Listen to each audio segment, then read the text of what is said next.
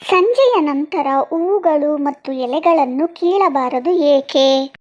ಹಿಂದೂ ಧರ್ಮದಲ್ಲಿ ಅನೇಕ ಸಂಪ್ರದಾಯ ನಂಬಿಕೆಗಳನ್ನು ಆಚರಿಸಲಾಗುತ್ತದೆ. ಸಾಯಂಕಾಲದ ಸಮಯದಲ್ಲಿ ಹೂವು ಮತ್ತು ಎಲೆಗಳನ್ನು ಕೀಳಬಾರದು ಎಂಬ ನಂಬಿಕೆ ಈಗಲೂ ಕೆಲವು ಮನೆಗಳಲ್ಲಿ ಪಾಲಿಸುತ್ತಾರೆ. ಮರ ಗಿಡಗಳಿಗೂ ಜೀವವಿದೆ.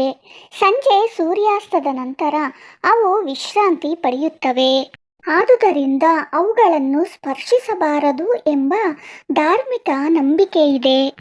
ಯಾರಾದರೂ ಮಲಗಿರುವಾಗ ಅಥವಾ ವಿಶ್ರಾಂತಿ ಪಡೆಯುವಾಗ ಅವರಿಗೆ ತೊಂದರೆ ನೀಡಬಾರದು ಎಂದು ನಂಬಲಾಗಿದೆ.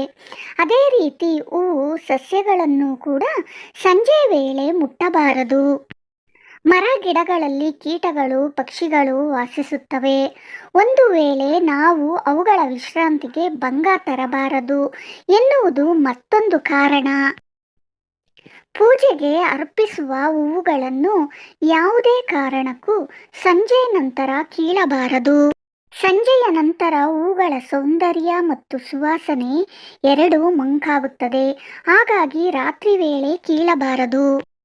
ರಾತ್ರಿ ವೇಳೆ ಗಿಡ ಮರಗಳನ್ನು ಇಂಗಾಲದ ಡೈಆಕ್ಸೈಡ್ ಬಿಡುಗಡೆ ಮಾಡುತ್ತವೆ.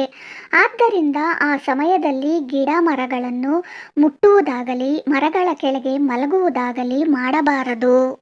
ಸ್ನೇಹಿತರೆ, ಈ ವಿಡಿಯೋ ಇಷ್ಟವಾದರೆ ಲೈಕ್ ಮಾಡಿ, ಶೇರ್ ಮಾಡಿ, ಸಬ್ಸ್ಕ್ರೈಬ್ ಮಾಡಿಕೊಳ್ಳಿ. ಮುಂದಿನ ವಿಡಿಯೋದಲ್ಲಿ ಸಿಗೋಣ. ಧನ್ಯವಾದಗಳು.